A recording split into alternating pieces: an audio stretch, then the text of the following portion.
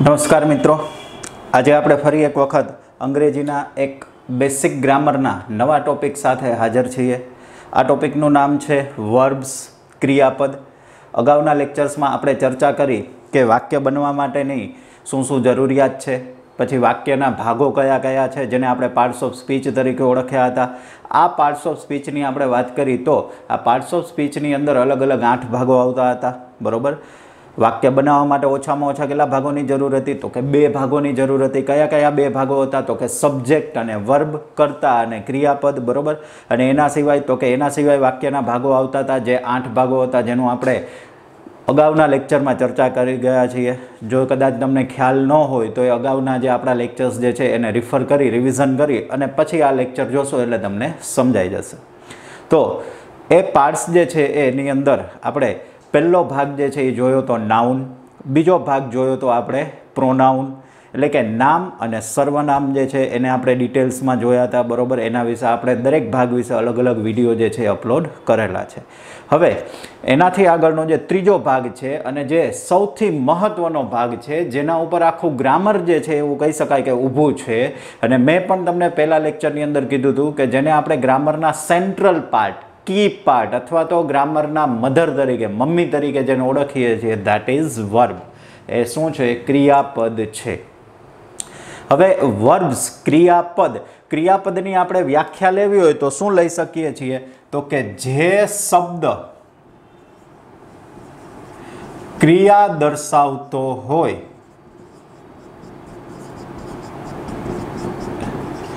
તેને, વાક્યમાં જે શબ્દ ક્રિયા દર્શાવતો હોય તેને આપણે શું કહીએ છીએ? ક્રિયાપદ કહીએ છીએ. એટલે એનો મતલબ કે જે શબ્દ દ્વારા ક્રિયા દર્શાવાતી હોય એને આપણે ક્રિયાપદ કહેવામાં આવે છે. હવે આ ક્રિયાપદ જે છે એ 2 પ્રકારના હોય છે. વાક્યની અંદર જે ક્રિયાપદ આવે છે એ કેટલા પ્રકારના હોય છે? તો કે 2 પ્રકારના હોય છે. કયા 2 પ્રકાર છે એના?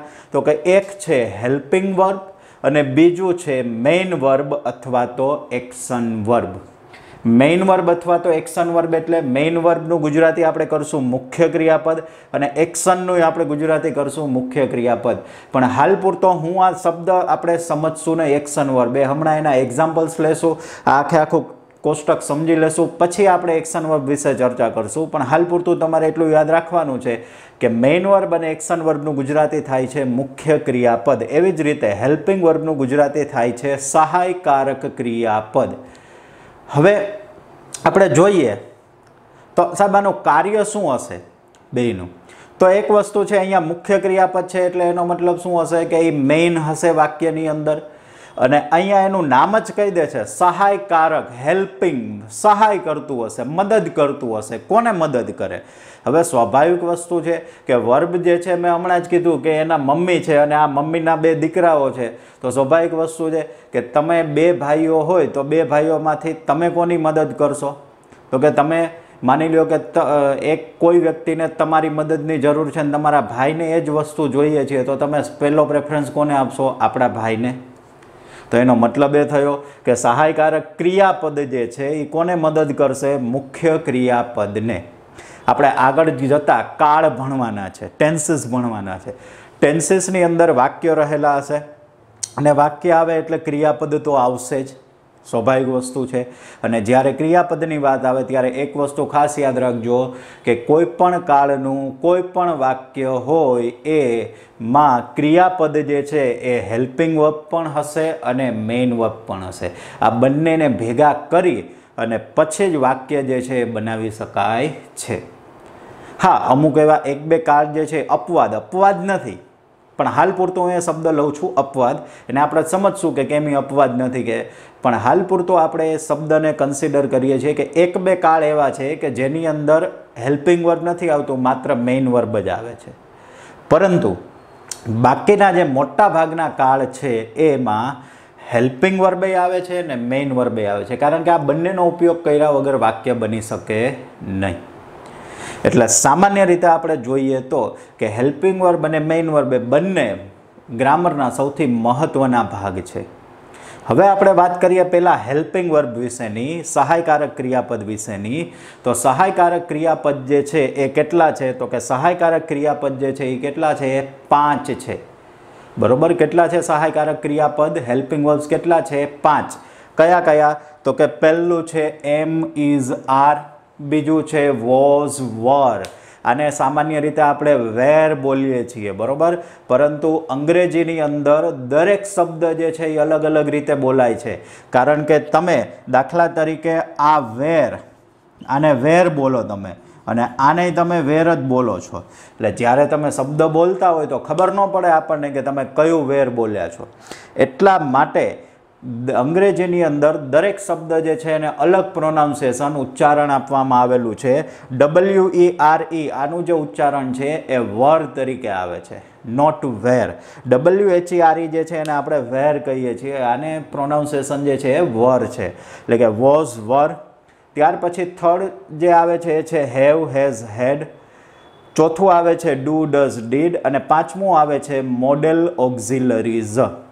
અને મોડેલ ઓક્ઝિલરીઝની અંદર આટલા મોડેલ ઓક્ઝિલરીઝનો સમાવેશ થાય છે. એના સિવાયના બીજા ઘણા બધા છે, પણ અહીંયા મેં જે કોમનલી યુઝ થતા હોય એવા લખ્યા છે. દાખલા તરીકે shall, should, will, would, can, could, may, might અને મસ્ટ. એના સિવાય છે બીજા ઓટ ટુ અને હેવ ટુ. આ જે છે એ સામાન્ય રીતે મોડેલ ઓક્ઝિલરીઝ તરીકે આવતા હોય છે. આ સિવાયના બીજા છે મોડેલ ઓક્ઝિલરી, નીડ ને એવા બધા, પણ એનો હાલ પૂરતો આપણે અભ્યાસ જે છે એ આવતો નથી, એટલે એના ઉપર આપણે ફોકસ કરતા નથી. આમ જુઓ તો તમારે આ 9 મોડેલ ઓક્ઝિલરી પહેલાં છે એનો જ ઉપયોગ વધારે પડતો આવતો હોય છે. એટલે આ જે છે એ હેલ્પિંગ વર્બ આવે છે, જે મુખ્ય ક્રિયાપદને મદદ કરશે કોઈને કોઈ વાક્યની અંદર. બીજી એક વસ્તુ આપણે શીખીએ તો આ એમિઝાર અને વોઝવેર જે છે એને ખાસ કરીને અંગ્રેજીની અંદર એક નામ આપવામાં આવેલું છે. એ નામને આપણે શું કહીએ છીએ? તો કે આ બંનેને ભેગા કરો એટલે એને એક નામ આપવામાં આવે છે ટુ બીના રૂપો. તમને કોઈ એવો પ્રશ્ન પૂછે કે ટુ બીના રૂપો કેટલા છે? તો કે 5. આમ જુઓ તો 2, પણ આમ ટોટલ્સ વર્ડ તરીકે કાઉન્ટ કરો તો 5. કયા કયા? એમ, ઇઝ, આર અને વોઝ, વર. ટોટલ 5 રૂપો જે છે એ ટુ બીના રૂપો તરીકે ઓળખાય છે. એટલે કદાચ હવે તમને એવું પ્રશ્ન કોઈ પૂછે કે ટુ બીના રૂપો કેટલા છે? તો કે એમ, ઇઝ, આર, વોઝ, વેર. બરોબર, પછી એનાથી રિલેટેડ એક આગળ પોઈન્ટ છે, એ પણ હું તમને ફરી પાછો સમજાવીશ. અહીંયા છે હેવ, હેઝ, હેડ. એને કયા કહેવાય છે? તો કે ટુ હેવ ના રૂપો. ટુ હેવ ના રૂપો. હેવ હેઝ હેડ જે છે એને આપણે શું કહીએ છીએ? તો કે ટુ હેવ ના રૂપો. એટલે તમને કોઈ એવું પૂછે કે હેવ ના રૂપો કેટલા છે? તો કે 3. કયા કયા? તો કે હેવ, હેઝ અને હેડ. એવી જ રીતે છે ડુ, ડઝ અને ડીડ. તો એને આપણે શું કહેશું? ટુ ડુ ના રૂપો. ટુ ડુ ના રૂપો. એટલે ડુ, ડઝ અને ડીડ એ ટુ ડુ ના રૂપો છે. ફરી પાછું આપણે લઈએ તો ટુ બી ના રૂપો કેટલા છે? તો કે 3. કયા કયા? તો કે ટુ બી ના રૂપો તો કે 2 અને વર્ડ તરીકે 5. એમિઝાર અને વોઝવર. ટુ હેવ ના રૂપો તો કે 3. હેવ, હેઝ અને હેડ. એવી જ રીતે ટુ ડુ ના રૂપો તો કે 3. ડુ, ડઝ અને ડીડ અને મોડેલ ઓક્ઝિલરીઝ. આ બધાને ભેગા કરો એટલે શું બને છે? તો કે હેલ્પિંગ વર્બ, સહાયકારક ક્રિયાપદ બને છે. હવે બીજી એક વસ્તુ આપણે લઈએ તો જે ઓલરેડી તમને ખ્યાલ જ હશે, એમિઝાર જે છે એ સામાન્ય રીતે કયા કાળમાં વપરાતું હોય છે? વર્તમાન કાળમાં વપરાય છે, બરોબર. વોઝવર જે છે એ કોનું રૂપ છે? તો કે ભૂતકાળનું રૂપ છે, બરોબર. એ બધાને આપણને ખ્યાલ જ છે કે કયો શબ્દ કયા કાળમાં વપરાય છે, પણ એક વખત બ્રીફ રિવિઝન લઈ લઈએ. હેવ, હેઝ, હેડમાંથી હેવ અને હેઝ જે છે એ વર્તમાન કાળમાં વાપરવામાં આવે છે અને હેડ ક્યાં આવે છે? ભૂતકાળમાં. એવી જ રીતે ડુ, ડઝ અને ડીડ. તો ડુ અને ડઝ જે છે એ આપણે વર્તમાન કાળમાં ઉપયોગ કરીએ છીએ અને ડીડ જે છે એનો ઉપયોગ ભૂતકાળમાં કરીએ છીએ. મોડેલ ઓક્ઝિલરીઝની અંદર દરેક મોડેલ ઓક્ઝિલરી અલગ છે, પરંતુ એમાં ખાસ કરીને સેલ અને વિલનો ઉપયોગ આપણે સાદા ભવિષ્યકાળ, ચાલુ ભવિષ્યકાળ, પૂર્ણ ભવિષ્યકાળ અને ચાલુ પૂર્ણ ભવિષ્યકાળમાં એનો ઉપયોગ જે છે આવતો હોય છે. તો સામાન્ય રીતે આપણે ભણીએ તો કે આ બધા રૂપો જે છે એ હેલ્પિંગ વર્બ તરીકે કોઈને કોઈ કાળમાં ઉપયોગ થતા હોય છે. કયા કાળમાં ઉપયોગ થાય છે એનું આપણે બ્રીફ રિવિઝન જે છે એ મેળવું, બરોબર. હવે હાલ પૂરતું આપણે આને અહીંયા હેલ્પિંગ વર્બ્સ જે છે એને અહીંયા રાખીએ છીએ. એના સિવાય આપણે આગળ ભણીએ તો કયું આવે છે તો કે મેઇન વર્બ અને એક્શન વર્બ, બરોબર. મેઇન વર્બ્સ અને એક્શન વર્બ તો કે એના કેટલા પ્રકાર છે તો કે એના 4 પ્રકાર છે. એને પહેલાં અંગ્રેજીમાં ભણીએ તો કે કહેવાય છે રૂટ ફોર્મ અથવા તો બેઝ ફોર્મ, બરોબર. બીજું આવે છે પાસ્ટ ફોર્મ, બરોબર. ત્રીજું છે પાસ્ટ પાર્ટિસિપલ અને ચોથું છે જીરંડ, બરોબર. તો આપણે આને વાત કરીએ રૂટ ફોર્મ. રૂટ ફોર્મને આપણે ગુજરાતીમાં કહીએ છીએ મૂળ રૂપ, ભૂતકાળનું રૂપ, પાસ્ટ પાર્ટિસિપલને ભૂતકૃદંત અને જીરંડને વર્તમાન કૃદંત. જેને કોઈ પણ ક્રિયાપદ હોય, જે મુખ્ય ક્રિયાપદ હોય, એના તમને 4 જ રૂપ જોવા મળશે. કાં તો એ મૂળ રૂપમાં હશે, કાં તો એ ભૂતકાળના રૂપમાં હશે, કાં તો એ ભૂતકૃદંતના રૂપમાં હશે અને કાં તો એ વર્તમાન કૃદંતના રૂપમાં હશે. દાખલા તરીકે એક એક્ઝામ્પલ આપણે લઈએ. ફોર એન એક્ઝામ્પલ, એક અહીંયા આપણે વર્ડ લઈએ છીએ. એ શબ્દ હું અહીંયા લખું છું બિગિન, બરોબર. બિગિન જે છે એનું મૂળ રૂપ છે. પછી એનું મારે ભૂતકાળનું રૂપ કરવું હશે તો શું આવી જશે બીગેન. ભૂતકૃદંત કરવું હશે તો શું આવી જશે બીગન, બરોબર. અને વર્તમાન કૃદંત કરવું હશે તો બિગિન, ING, બિગિનિંગ.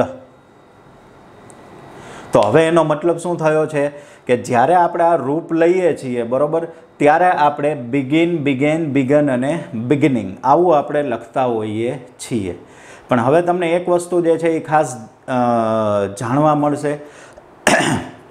શું તો કે જ્યારે આપણે મૂળ રૂપ, ભૂતકાળનું રૂપ, ભૂતકૃદંત કે વર્તમાન કૃદંત જે છે એ કરીએ છીએ, જ્યારે કોઈ પણ રૂપ જે છે એના અલગ અલગ રૂપો હોય છે, કોઈ પણ ક્રિયાપદ હોય છે એના અલગ અલગ રૂપો હોય છે. પણ ખાસ કરીને મૂળ રૂપમાંથી ભૂતકાળનું રૂપ કરવું હોય, ભૂતકૃદંત કરવું હોય કે વર્તમાન કૃદંત કરવું હોય તો એ શેના ઉપરથી શક્ય બને છે તો કે એ બને છે મૂળરૂપ ઉપરથી.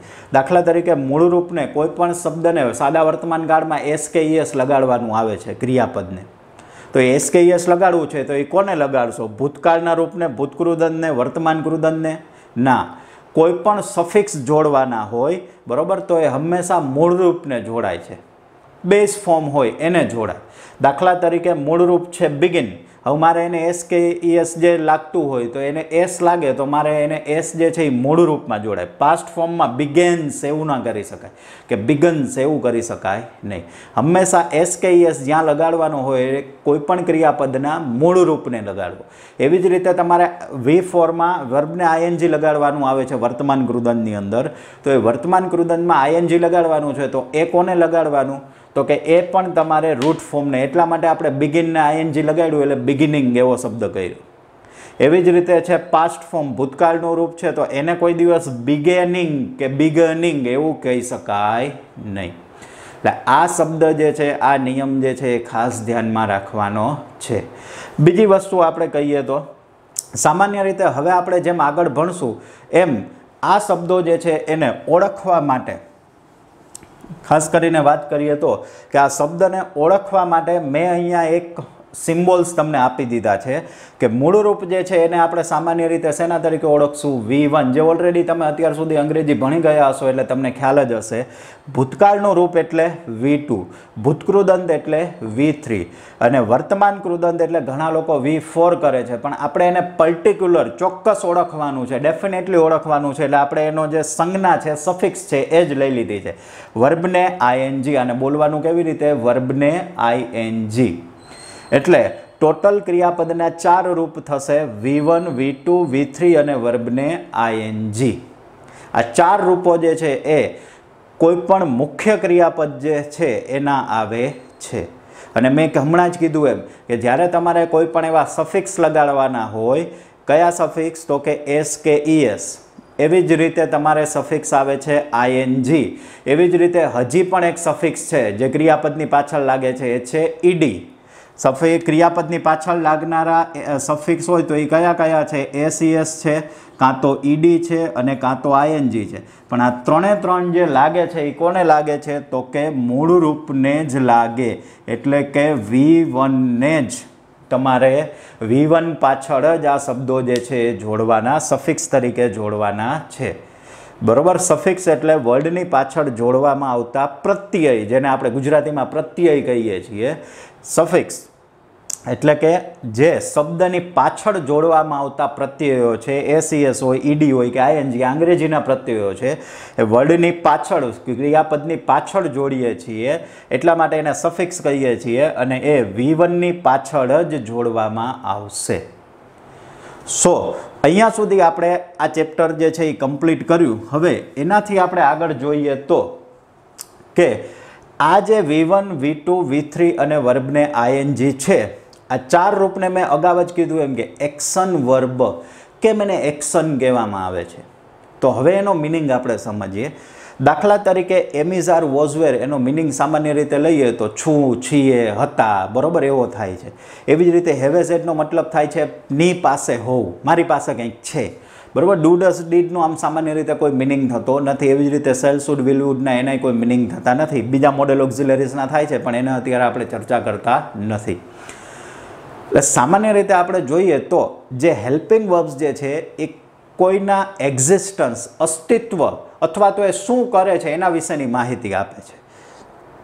જ્યારે અહીંયા જે છે એ ક્રિયા બતાવે છે. દાખલા તરીકે હું એક એક્ઝામ્પલ યુઝ કરું. હું એમ કહું કે આઈ એમ અ ટીચર, અને એક બીજું એક્ઝામ્પલ લઉં કે આઈ એમ ટીચિંગ.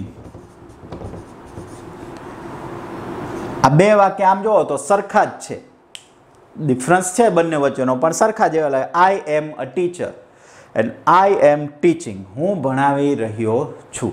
આ બંને વાક્યમાં તમે જોશો તો તમને એક વસ્તુ ખ્યાલ આવશે કે બંને વાક્યમાંથી ચલો પહેલાં ફટાફટ ક્રિયાપદ ફાઇન્ડ આઉટ કરો. તો ક્રિયાપદ આપણે જોઈએ તો પહેલા વાક્યમાં કયું છે? એમ.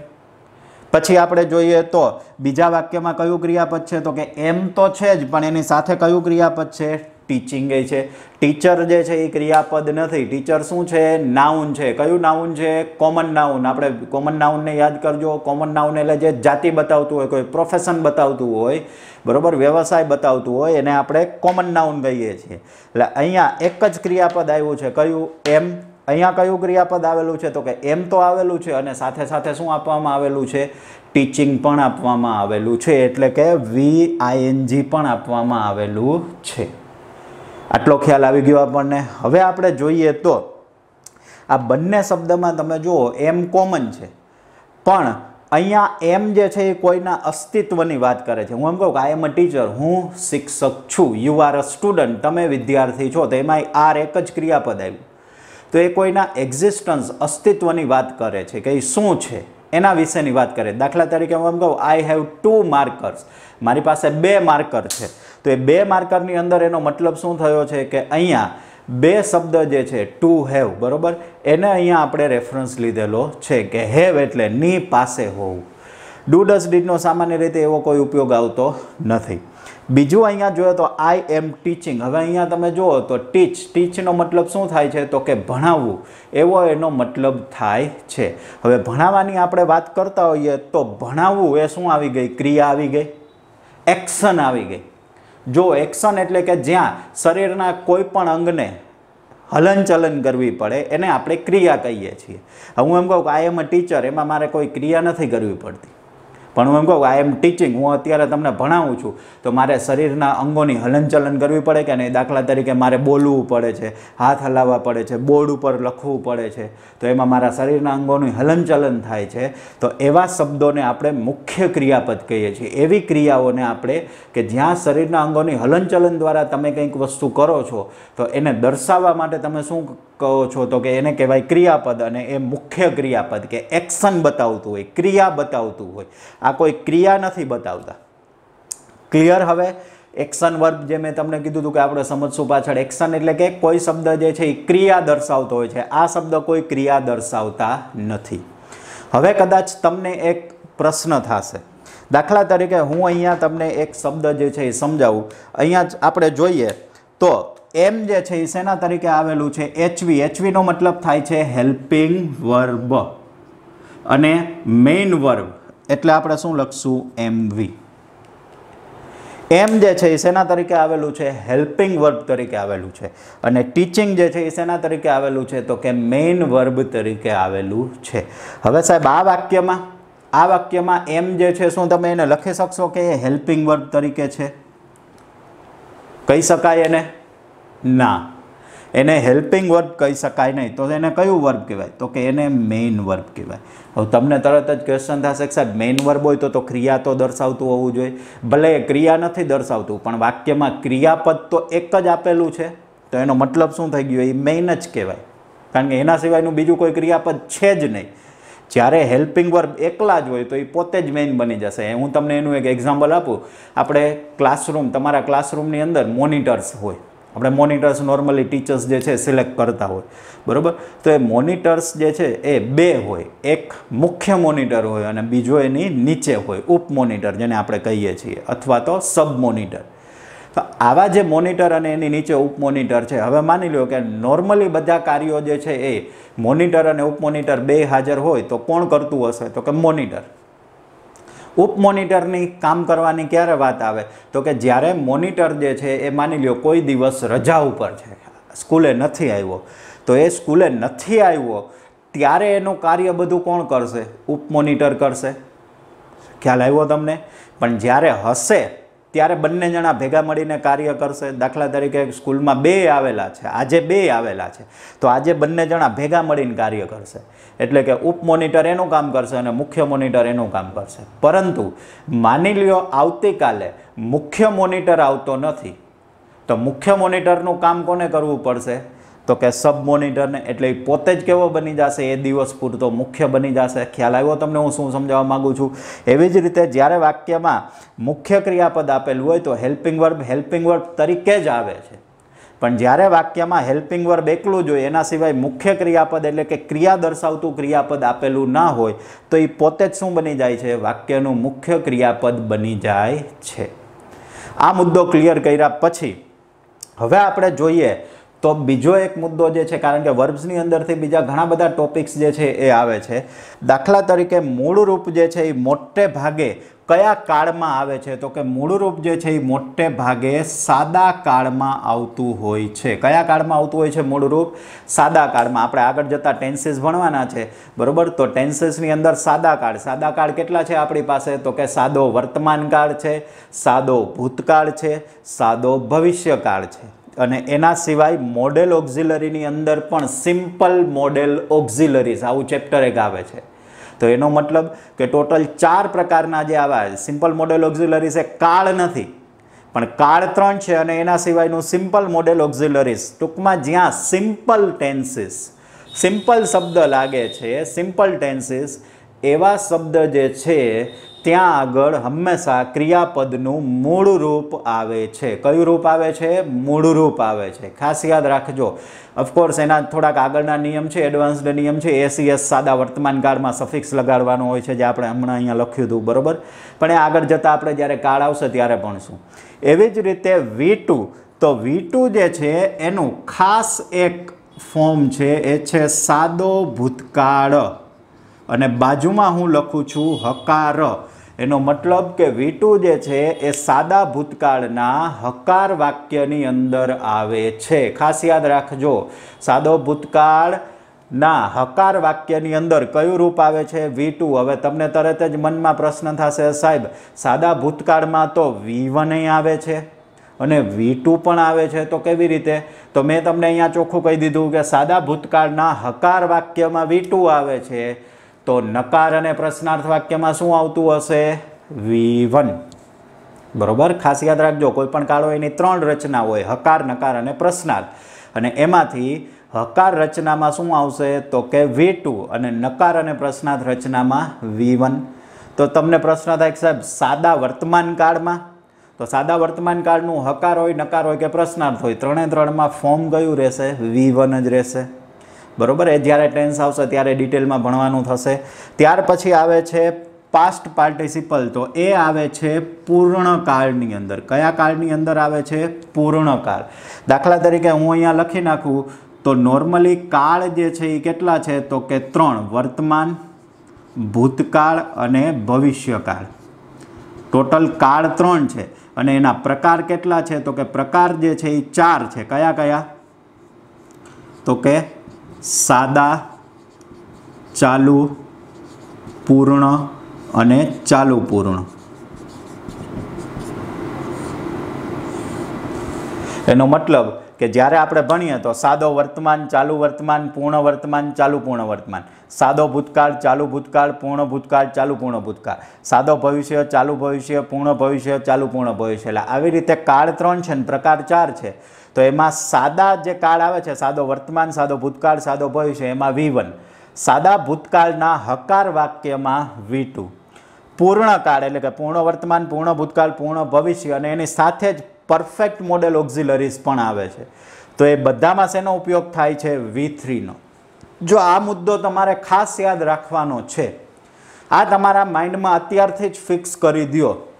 જો અત્યારથી ફિક્સ કરી દેશો તો તમને બહુ હેલ્પ થશે, બહુ મદદ મળશે કે આગળ જતાં તમારે કાળની જે રચનાઓ યાદ રાખવાની થશે એમાં તમને ખૂબ જ ઇઝી રહેશે, સરળતા રહેશે એને યાદ રાખવાની કે V1નું રૂપ હોય હંમેશા સાદા કાળમાં જ આવે, પછી એ વર્તમાન, ભૂતકાળ, ભવિષ્ય ગમે તે હોય. V2નું રૂપ છે સાદા ભૂતકાળના હકાર વાક્ય એકમાં જ આવે છે, બીજે ક્યાંય આવતું નથી. V3 જે છે પૂર્ણકાળ કોઈ પણ હોય એટલે V3નું રૂપ જ આવે મુખ્ય ક્રિયાપદમાંથી. પછી એ પૂર્ણ વર્તમાન હોય, પૂર્ણ ભૂતકાળ હોય કે પૂર્ણ ભવિષ્ય હોય. એના સિવાય પૂર્ણકાળ સિવાય પેસિવ વોઇસ, જે તમારે એક્ટિવ વોઇસ અને પેસિવ વોઇસ આવે છે, પેસિવ વોઇસની અંદર અલગ અલગ કાળનું પેસિવ વોઇસ કરવાનું આવતું હોય છે. તો એ પેસિવ વોઇસમાં કોઈ પણ કાળ હોય, કોઈ પણ વાક્યને એક્ટિવમાંથી પેસિવમાં ફેરવો છો તો એ પેસિવમાં ફેરવતી વખતે હંમેશા ક્રિયાપદ જે છે એ કેવું થઈ જાય છે? V3. આટલું યાદ રાખવાનું. કાળ કોઈ પણ હોય, જ્યારે વાક્યને એક્ટિવમાંથી પેસિવમાં ફેરવવામાં આવે છે ત્યારે ક્રિયાપદ હંમેશા V3 થઈ જાય છે. બરોબર? કાળ કોઈ પણ હોય, કોઈ પણ કાળનું વાક્ય હોય પણ એને પેસિવમાં ફેરવો એટલે ક્રિયાપદ કેવું થઈ જશે? V3. એના પછી આવે છે વર્બને ING. વર્બને ING હંમેશા કયા કાળમાં આવે છે? તો કે ચાલુ કાળમાં. એના સિવાય ચાલુ પૂર્ણ કાળમાં. ચાલુ કાળમાં પણ આવે છે અને ચાલુ પૂર્ણ કાળની અંદર પણ વર્બને ING આવે છે. એટલે આપણે જોયું તો 12 કાળમાં ક્રિયાપદના રૂપો કેવા આવે છે આપણને અહીંયાથી ખબર પડી ગઈ કે સાદા કાળમાં તો કે V1 આવે છે. બરોબર? સાદા ભૂતકાળમાં હકાર વાક્યમાં તો કે V2 આવે છે. પૂર્ણ કાળમાં શું આવે છે? તો કે પૂર્ણ કાળમાં V3 આવે છે. અને ચાલુ કાળ અને ચાલુ પૂર્ણ કાળમાં શું આવે છે? તો કે વર્બને ING. હવે તમે મને કહેજો કે આ 12 કાળમાંથી એક કાળ બાકી રહ્યો? ના. અને એડવાન્સમાં પેસિવ વોઇસનું કોઈ પણ વાક્ય હોય એને એક્ટિવમાંથી પેસિવમાં ફેરવતી વખતે, એ ખાસ યાદ રાખજો, એક્ટિવમાંથી પેસિવમાં ફેરવતી વખતે કાળ કોઈ પણ હોય પણ ક્રિયાપદ જે મુખ્ય ક્રિયાપદ છે કેવું થઈ જશે? V3. કેવું થઈ જશે? V3. પેસિવમાં. ખાસ યાદ રાખજો. હવે આપણે જોયું કે કયું ક્રિયાપદ V1, V2, V3 ને વર્બને ING કયા કાળની અંદર આવે છે એ પણ આપણે જોયું. સાથે સાથે આપણે આ પણ જોઈ લઈએ કે એમિઝાર, વોઝવેર ને એ છે એ કયા કાળમાં આવતા હોય છે. તો સામાન્ય રીતે એમિઝાર અને વોઝવેર જે છે એ કયા કાળમાં આવતા હોય છે? તો કે ચાલુ કાળમાં. સાદા કાળમાં પણ આવે છે પણ એનો એક અલગ ઉપયોગ છે. દાખલા તરીકે I am a teacher, તો આ સાદા વર્તમાન કાળનું વાક્ય છે. પણ સામાન્ય રીતે હું અત્યારે એની વાત કરી રહ્યો છું હેલ્પિંગ વર્બ તરીકે, કાળની અંદર હેલ્પિંગ વર્બ તરીકે, મુખ્ય ક્રિયાપદ તરીકે નહીં પણ કાળની અંદર હેલ્પિંગ વર્બ તરીકે. એમનો મુખ્ય ક્રિયાપદ તરીકે ઉપયોગ કરવો હોય એમિઝાર કે વોઝવેરનો, તો એમિઝારનો ઉપયોગ સાદા વર્તમાનમાં અને વોઝવેરનો ઉપયોગ સાદા ભૂતકાળમાં. ક્યારે? મુખ્ય ક્રિયાપદ તરીકે એકલું એનો જ ઉપયોગ કરવાનો હોય ત્યારે. દાખલા તરીકે એમ કહું I was in Bhavnagar yesterday, ગઈકાલે હું ભાવનગરમાં હતો, તો ત્યાં વોઝ એક જ ક્રિયાપદ છે અને એ જ મુખ્ય બને છે. એટલે જ્યારે એમિઝાર કે વોઝવેરનો મુખ્ય ક્રિયાપદ તરીકે ઉપયોગ કરવો હોય ત્યારે એ સાદા વર્તમાન કે ભૂતકાળમાં આવી શકે છે. પણ હાલ આપણે ચર્ચા કરી રહ્યા છીએ કે આ ક્રિયાપદોનો હેલ્પિંગ વર્બ તરીકે કયા કાળમાં ઉપયોગ આવે છે? તો કે એક તો ચાલુ કાળમાં અને બીજું તો કે પેસિવ વોઇસમાં. પેસિવ વોઇસમાં કેવી રીતે ઉપયોગ આવશે જોશું. હાલ પૂરતું આપણે પેસિવ વોઇસ જે છે એને ઇરેઝ કરી દઈએ છીએ. બરોબર? એમિઝાર અને વોઝવેરનો ચાલુ કાળમાં ઉપયોગ જે છે એ વધારે પડતો આવતો હોય છે. એના સિવાય હેવેઝેટનો ઉપયોગ જે છે એ કયા કાળમાં આવે છે? તો કે પૂર્ણકાળ અને ચાલુ પૂર્ણકાળ. હેવેઝેટનો ઉપયોગ કયા કાળમાં આવશે? પૂર્ણકાળ અને ચાલુ પૂર્ણકાળનો. અને ડુ ડસ ડીડનો ઉપયોગ કયા કાળમાં આવશે? તો કે સાદા કાળ. સાદા કાળમાં. હવે તમને અહીંયાથી જ કદાચ આપણે એક વસ્તુ સમજવી હોય તો સમજી શકીએ છીએ. બરોબર? શું? તો કે દાખલા તરીકે હવે હું એમ તમને કહું કે ચલો ચાલુ કાળ આપણે બનાવવો છે, તો ચાલુ કાળમાંથી હેલ્પિંગ વર્બ શું આવશે અને મેઇન વર્બ શું આવશે? તો હવે તમે મને કયો જોઈએ તો કે સાહેબ ચાલુ કાળ બનાવવો હોય તો હેલ્પિંગ વર્બ તરીકે શું આવશે? હેલ્પિંગ વર્બ તરીકે શું આવે છે ચાલુ કાળની અંદર? તો અહીંયાથી જોવો જોઈએ તમે તો શું આવશે? એમ ઇઝ આર અને વોઝ વેર. તો આપણે અહીંયા લખી નાખીએ એમ ઇઝ આર અને વોઝ વેર. એવી જ રીતે મેઇન વર્બમાંથી ચાલુ કાળમાંથી શું આવશે? તો જોવો જોઈએ તો શું આવે છે? ચાલુ કાળ એટલે શું આવે છે? વર્બને આઈએનજી. તો આપણે અહીંયા લખી નાખીએ વર્બને આઈએનજી. તો જોવો જોઈએ આ કાળની રચના ક્રિયાપદ શું આવે છે ખબર પડી કે નહીં? દાખલા તરીકે આપણે જો મારે તમને હવે કેવું હોય ચલો ચાલુ વર્તમાન કાળ, તો ચાલુ વર્તમાન કાળમાં તમે મને કહી શકો કે નહીં એમિઝાર વોઝવેરમાંથી વર્તમાન કાળનું રૂપ કયું છે? એમિઝાર. તો તમે મને કહી શકો કે નહીં કે સાહેબ એમિઝાર અને વર્બને આઈએનજી કરો એટલે ચાલુ વર્તમાન કાળની રચના બને છે. તો હવે આપણને એટલી ખબર પડી ગઈ કે કયા કાળમાં કઈ રચના આવતી હોય છે. એટલે આ મુદ્દો જે છે એ ખાસ ધ્યાનમાં રાખજો. ફરી વખત રિપીટ કરી દઉં છું કે એમિઝાર અને વોઝવેર જે છે એ ચાલુ કાળમાં આવે છે. કયા કાળની અંદર આવે છે? ચાલુ કાળ. બરોબર. આ હેલ્પિંગ વર્બ તરીકે વાત કરું છું. એવી જ રીતે હેવેસેટ જે છે પૂર્ણ કાળ અને ચાલુ પૂર્ણ કાળની અંદર આવતા હોય છે. ટુ ડુના રૂપો ડુડસ ડીડ જે છે એ સાદા કાળની અંદર આવે છે. જ્યારે અહીંયા જોઈએ તો ઓલરેડી V1 સાદા કાળમાં, V2 સાદા ભૂતકાળના હકાર વાક્યમાં, V3 જે છે પૂર્ણ કાળ અને પેસિવ વોઇસ કોઈ પણ કાળનું પેસિવ કરતા હોય ત્યારે, અને વર્બને આઈએનજી જે છે એ ચાલુ કાળ અને ચાલુ પૂર્ણ કાળની અંદર આવતું હોય છે. વર્બનું ચેપ્ટર જે છે એ આપણે અહીંયા સુધી ભણ્યા. હજી આમાં એક ટોપિક જે છે વર્બના ચેપ્ટરની અંદર જે આપણે ભણવાનો છે અને મે બી કદાચ તમને આગળ જતાં કન્ફ્યુઝન જે છે એ થશે. બરાબર. તો એ કયો ટોપિક છે એને હાલ પૂરતું આપણે ભણીએ. તો ખાસ કરીને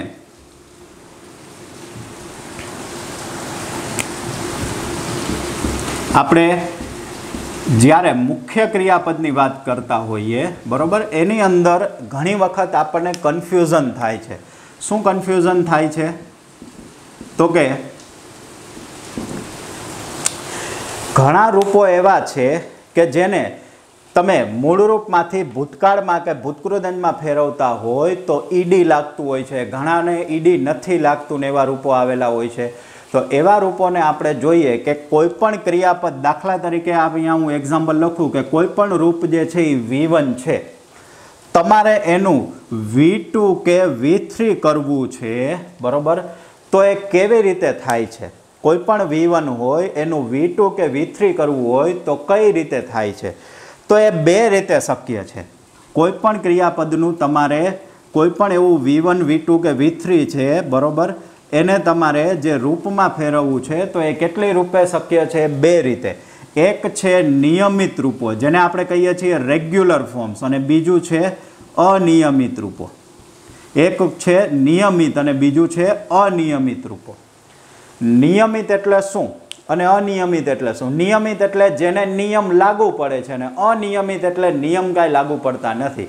આપણા ક્લાસમાં કોઈ છોકરો નિયમ મુજબ દરરોજ સવારે આપણે 7:30 સ્કૂલે પહોંચી જવાનું હોય બરાબર, અને તમે દરરોજ 7 વાગે પહોંચી જ જતા હોય કે 7:30 પહોંચી જ જતા હોય, તો એ તમે નિયમનું પાલન કરો છો સ્કૂલના. પણ કોઈ વિદ્યાર્થીઓ જ એકદમ દરરોજ 7:45 ને 8 ને એને મન ફાવે ત્યારે આવે તો આપણે શું કહીએ? ભાઈ આને કાંઈ નિયમો લાગુ પડતા નથી. શિક્ષકોએ કીધું કે ભાઈ તને કાંઈ નિયમ લાગુ પડે છે? પણ આપણે એને નિયમ લાગુ ન પડતો એટલે એને કેવું ભાઈ તો અનિયમિત છે, એ નિયમ મુજબ આવતો નથી. એટલે જેને નિયમ લાગુ ન પડતો એ અનિયમિત, ને જેને નિયમ લાગુ પડે છે નિયમિત. રેગ્યુલર અને ઇરરેગ્યુલર વર્બ્સ એવું કહેવામાં આવે છે. નિયમિત એટલે રેગ્યુલર વર્બ્સ, અનિયમિત એટલે ઇરરેગ્યુલર વર્બ્સ. એનું આપણે એક એક્ઝામ્પલ લખીએ. દાખલા તરીકે હું અહીંયા એક શબ્દ લખું છું ફિનિશ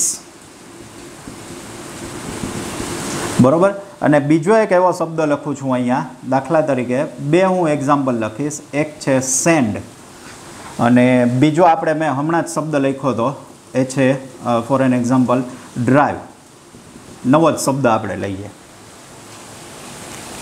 આ 2-3 શબ્દ મેં લખેલા છે.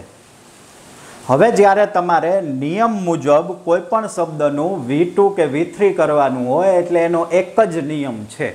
શું છે એ નિયમ? તો કે એને સફિક્સ ઈડી લગાડવાનો આવે છે. કયો સફિક્સ લગાડવાનો આવે છે? ઈડી બરોબર. હવે ઈડીના અમુક નિયમો છે, વાયનું આઈ કરીને ઈડી લગાડવાનું ને એ બધા નિયમો ઓલરેડી આપણે ભણી જ ગયા છીએ, એટલે એને હું આપણે અહીંયા ચર્ચા કરતો નથી. એ ઓટોમેટિકલી આપણે જ્યારે વાયનું આઈ કરીને ઈડી લગાડવાનું એ ખ્યાલ જ હોય છે આપણને, એટલે એ નિયમોને આપણે અહીંયા ચર્ચા નથી કરતા. પણ સામાન્ય રીતે કોઈપણ ક્રિયાપદને તમારે V2 કે V3 બનાવવું છે તો એને V2 કે V3 બનાવવા માટે તમારે કયા શબ્દોનો ઉપયોગ કરવો જોશે? નિયમ મુજબ શું લાગે છે એને ભૂતકાળ કે ભૂતકૃદંત બનાવવા માટે ઈડી. તો ચલો આ શબ્દનું આપણે બનાવીએ તો શું બનશે? ફિનિશ્ડ. અને બીજું એક્ઝામ્પલ શું બનશે? ફિનિશ્ડ. હજી હું એક એક્ઝામ્પલ લઈ લઉં. દાખલા તરીકે એન્જોય. એન્જોય મૂળરૂપ છે, એને મારે V2 ને V3 બનાવવું છે તો શું બનશે? એન્જોયડ. અહીંયા V3 શું બની જશે? એન્જોયડ. ખ્યાલ આવ્યો તમને? બરોબર. હવે અનિયમિત રૂપો એટલે શું? અનિયમિત એટલે જેના કોઈ નિયમથી ભૂતકાળના રૂપ થતા નથી, એ બાય ડિફોલ્ટ એના સ્પેલિંગ જ છે કે જે આપણે યાદ રાખવા પડતા હોય છે. આને યાદ ન રાખવું પડે, પણ અનિયમિત રૂપોને તમારે યાદ રાખવા પડતા હોય છે. દાખલા તરીકે સેન્ડ, એનું ભૂતકાળનું રૂપ થાય છે સેન્ટ અને ભૂતકૃદંતે શું થાય છે? Sent, SENT.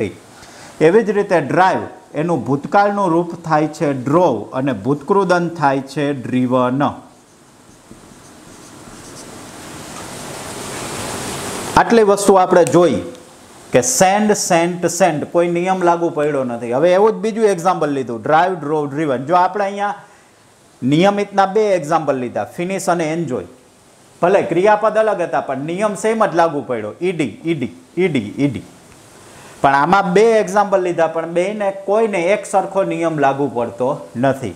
અહીંયા સેન્ડ, સેન્ટ, સેન્ટ, અહીંયા ડ્રાઈવ, ડ્રોવ, ડ્રીવન. એક વસ્તુ તમે નોટિસ કરી હશે કે જો અહીંયા V2 ને V3 સરખું છે, પણ અહીંયા V2 અને V3 કેવું છે? અલગ અલગ છે. ઉપરનામાં ઈડી લાગે છે એટલે તો સરખું જ આવશે. કોઈ પણ ક્રિયાપદને V2 કે V3 બનાવવું હોય નિયમ મુજબ તો એને ઈડી જ લાગે છે, બરોબર. પણ અહીંયા તમે જોવો છો તો નિયમ મુજબ V2 ને અનિયમિત રૂપમાં અહીંયા V2 ને V3 સરખું છે ને અહીંયા અલગ અલગ છે.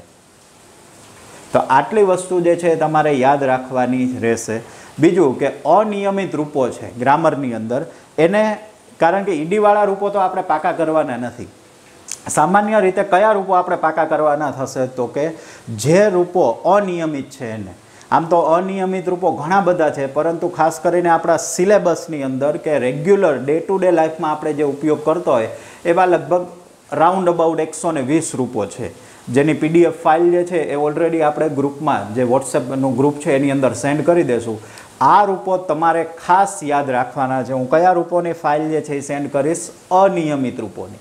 આ અનિયમિત રૂપોમાં એવા ઘણા બધા હશે કે જે તમને કદાચ આવડતા પણ હશે, પણ જેટલા રૂપોની ફાઇલ હું સેન્ડ કરું એ તમારે કમ્પલસરીલી પાકી કરવાની રહેશે. જો એ રૂપો આવડતા હશે ને તો તમને આગળ active, passive as well as direct, indirect અને ગ્રામરના કોઈ પણ ટોપિકની અંદર ક્યાંય મિસ્ટેક થશે નહીં. ખાસ કરીને વિદ્યાર્થીઓને એક્ટિવ પેસિવના વાક્ય ખોટા પડે છે, બધું જ આવડતું હોય પણ વાક્ય ખોટા પડવા પાછળનું કારણ શું છે? તો કે એક જ કારણ છે કે એમને ક્રિયાપદ ખોટા પડે છે. ડાયરેક્ટ, ઇનડાયરેક્ટમાં આ જ વસ્તુ થાય છે, એ ક્રિયાપદ જે છે એ ખોટા હોય છે. એટલે આ ક્રિયાપદ જે અનિયમિત રૂપો હું મોકલાવીશ, 120 રૂપો અરાઉન્ડ છે, એ પાકા કરવાના છે. અને પાકા કરી લેશો એટલે ઓટોમેટિકલી તમને ગ્રામર જે છે એમાં આપણે કહી શકાય કે તમે એક્સેલ કરી શકશો, આગળ વધી શકશો. એટલે આ જે છે એને ખાસ યાદ રાખજો. અને હવે વર્બની અંદર આપણે એક છેલ્લો ટોપિક જે છે જે બહુ સામાન્ય છે, બરાબર, એને આપણે ભણીએ. કેમ?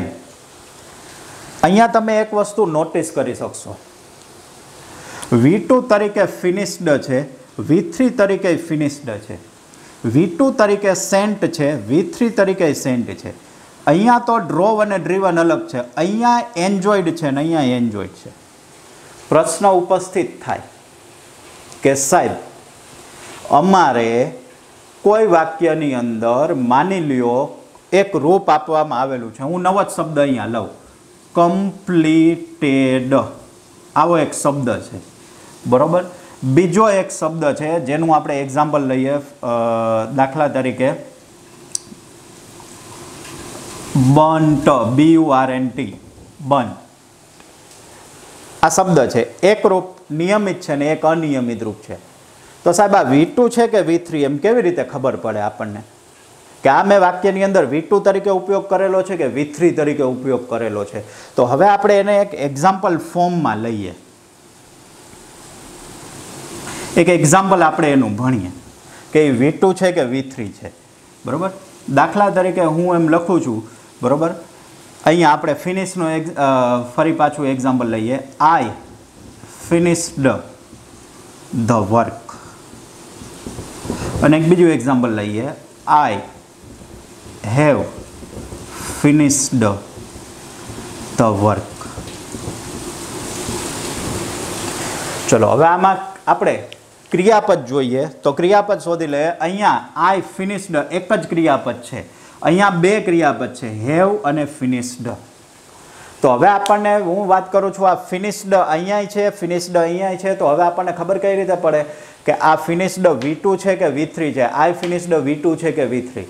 તો એને ઓળખવા માટેની એક કી, જેને આપણે કહીએ કે સામાન્ય રીતે કઈ રીતે ઓળખી શકાય છે, તો જોવાનું. જો ફિનિશ્ડ પહેલાં હેલ્પિંગ વર્બ આવેલું હોય, શું આવેલું હોય? Helping verb. પછી કોઈ પણ હોય હેલ્પિંગ વર્બ, બરાબર.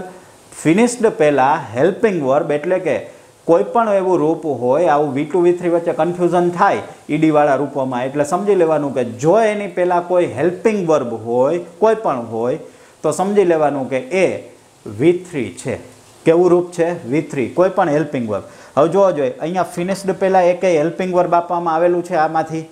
તો કે ના, કોઈ આપવામાં આવેલું નથી. આ વાક્યમાં જુઓ, અહીંયા ફિનિશ્ડ પહેલાં એકે હેલ્પિંગ વર્બ છે? તો કે હા છે ને સાહેબ. કયું છે? તો કે હેવ. હેવ આવે છે હેલ્પિંગ વર્બમાં? તો કે હા. તો એનો મતલબ શું થયો કે જો આવા રૂપો પહેલાં કોઈ પણ હેલ્પિંગ વર્બ આવતું હોય, પછી એમિઝાર આવે, વોઝવેર આવે કે હેવેઝેડ આવે, ડુ ડઝ ડીડ નહીં આવે, આમાંથી આવશે કોઈ મોડેલ ઓક્ઝિલરીમાં, તો સમજી લેવાનું કે આ ફિનિશ્ડ જે છે એ કેવું રૂપ છે? V3 નું. અને આ એકલું છે એટલે કેવું આવશે? V2. એવી જ રીતે હું આપણે બીજું એક્ઝામ્પલ લઈએ. ચલો અહીંયા દાખલા તરીકે હું એમ કહું કે આઈ સેન્ટ અ મેસેજ. અને બીજું એક એક્ઝામ્પલ લઈએ. આઈ હેડ સેન્ટ અ મેસેજ. તો ચલો આ વાક્ય બંને સેમ જેવા જ છે. તો હવે આમાં તમે મને કહો જોઈએ કે સેન્ટ જે છે એ V2 છે કે V3? તો ઓટોમેટિકલી ખબર પડી જશે કે સાહેબ આ સેન્ટ જે છે એની આગળ કોઈ હેલ્પિંગ વર્બ નથી, એટલે આ શું બન્યું? V2. અને આ સેન્ટની આગળ આ હેડ હેલ્પિંગ વર્બ તરીકે આવે છે, એટલા માટે આ શું બનશે? તો કે V3. એટલે હવે તમને કોઈ પણ વાક્યની અંદર આવેલું રૂપ જે છે, જ્યારે V2 અને V3 સરખા જ હોય, બરોબર, ત્યારે પછી એ નિયમિત હોય કે અનિયમિત હોય, તો ત્યારે તમને ઓળખવું જે છે એ સરળ બની જશે. પણ આવો કેસ જે છે ડ્રાઇવ્ડ રો ડ્રીવનમાં નહીં થાય. કેમ? કારણ કે દાખલા તરીકે હું અહીંયા એક્ઝામ્પલ લખું તો તમે મને આરામથી કહી દેશો કે સાહેબ આ V2 છે કે V3. હું એમ કહું કે આઈ ડ્રોવ બાઇસિકલ અને આઈ હેવ ડ્રીવન બાઇસિકલ, તો તમને આરામથી ખબર પડશે, કારણ કે ડ્રોવ એક જ છે. V2 ને V3 અલગ અલગ જ છે, એટલે એટલી ખબર પડે કે ડ્રીવન V3 તરીકે જ આવતું હોય અને ડ્રોવ V2 તરીકે જ આવે છે. પણ આ વાત આપણે શેના માટે મેં તમને સમજાવ્યું કે જ્યાં V2 અને V3 સરખા હોય એવી બે મેટરની અંદર, આવી બાબતોની અંદર પછી એ નિયમિત રૂપ હોય કે અનિયમિત રૂપ હોય, કારણ કે ઘણા બધા અનિયમિત ક્રિયાપદો એવા છે કે જેના V2 અને V3 સરખા આવતા હોય, બરાબર. તો એવા રૂપોની અંદર તમારે એ જ એને ઓળખવા માટેની મેથડ એ જ છે કે તમારે એને આગળ હેલ્પિંગ વર્બ આવતું હોય તો એ V3 થશે, અને જો એ સિમ્પલ એમનામાં જ આવતું હોય તો એ V2 થશે. તો આપણે જોયું આજના વર્બના લેક્ચરની અંદર આપણે શું સમજ્યા? તો કે વર્બના લેક્ચરની અંદર આપણે સૌથી પહેલાં સમજ્યા કે વર્બના બે ભાગ છે, હેલ્પિંગ વર્બ અને મેઇન વર્બ. હેલ્પિંગ વર્બ તો કે 5 છે, બરોબર, am is are, was were, have has had, do does did અને મોડેલ ઓક્ઝિલરીઝ. અને મુખ્ય ક્રિયાપદ જે છે એના 4 ફોર્મ છે: root form, past form, past participle જીરન, મૂળ રૂપ, ભૂતકાળનું રૂપ, ભૂતકૃદંત અને વર્તમાન કૃદંત. જેને ઓળખવા માટે આપણે એને એક સિગ્નેચર આપી છે. V1 એટલે મૂળ રૂપ, V2 એટલે ભૂતકાળનું રૂપ, V3 એટલે ભૂતકૃદંત અને વર્તના ING એટલે વર્તમાન કૃદંત. કયા કયા કાળમાં આવે છે એને ફટાફટ રિવિઝન કરી લઈએ તો મૂળ રૂપ હંમેશા કયા કાળમાં આવશે? સાદા કાળમાં, બરોબર, એટલે સાદો વર્તમાન, સાદો ભૂતકાળ, સાદો ભવિષ્ય. V2 કયા કાળમાં આવશે? સાદા ભૂતકાળનું હકાર વાક્ય. કયા કાળમાં આવશે? સાદા ભૂતકાળના હકાર વાક્યમાં. ભૂતકૃદંત તો કે પૂર્ણકાળ અને પેસિવ વોઇસના વાક્યમાં. વર્બને ING તો કે ચાલુ કાળ અને ચાલુ પૂર્ણકાળ. એવી રીતે હેલ્પિંગ વર્બ ક્યાં આવશે? એમિઝાર અને was were as a helping verb તરીકે, તો કે એઝ એ હેલ્પિંગ વર્બ તરીકે આવશે ચાલુ કાળની અંદર. હેવેઝેડ તો કે પૂર્ણકાળની અંદર. ડુ ડઝ ડીડ સાદા કાળની અંદર. સેલ વિલ સાદા ભવિષ્યકાળની અંદર. અને મોડેલ ઓક્ઝિલરીનો અલગથી ઉપયોગ છે. બીજું આપણે સમજાતા કે હેલ્પિંગ વર્બ જ્યારે વાક્યમાં મેઇન વર્બ ન હોય તો હેલ્પિંગ વર્બ પોતે જ મુખ્ય ક્રિયાપદ તરીકે આવે છે. ઓલું આઈ એમ અ ટીચર વાળું એક્ઝામ્પલ, બરોબર. એટલે કે હેલ્પિંગ વર્બ પોતે જ મુખ્ય ક્રિયાપદ તરીકે આવી જશે. બીજું મેં તમને કીધું હતું કે બંને કાળને ઓળખવા માટેની મેં તમને કીધું હતું કે ચાલુ કાળની રચનાઓ શોધો કે ક્રિયાપદ કયા કયા આવે છે તેના વિશે આપણે માહિતી મેળવી. અને છેલ્લે આપણે જોયું કે કોઈ પણ આવું ક્રિયાપદ હોય મૂળરૂપ ઉપરથી V2 કે V3 બનાવવું હોય તો કેટલી રીતે બને છે? બે રીતે, નિયમિત અને અનિયમિત. નિયમિત રૂપમાં હંમેશા ઈડી લગાડવામાં આવે છે, એ એક જ છે કે જે V2 અને V3 બનાવી શકાય ને અનિયમિતના કોઈ નિયમો નથી. તો એને આપણે ઈડી લગાડી અને જોયા એક્ઝામ્પલ્સ. જે રૂપોના V2 અને V3 પછી એ નિયમિત હોય કે અનિયમિત, V2 અને V3 સરખા આવતા હોય તો એમને કઈ રીતે ઓળખવા કે આ V2 છે કે V3? તો એના વિશે સમજ્યા કે જો શબ્દ પહેલાં કોઈ પણ હેલ્પિંગ વર્બ આપવામાં આવેલું હોય તો સમજવાનું કે એ V3 છે, અને જો હેલ્પિંગ વર્બ ના હોય તો સમજવાનું કે એ V2નું રૂપ છે. તો વર્બનું ચેપ્ટર જે છે એ આપણે અહીંયા સમજ્યા, બરાબર. નેક્સ્ટ લેક્ચરની અંદર આપણે જે વાક્ય રચના છે એને સમજવાની છે.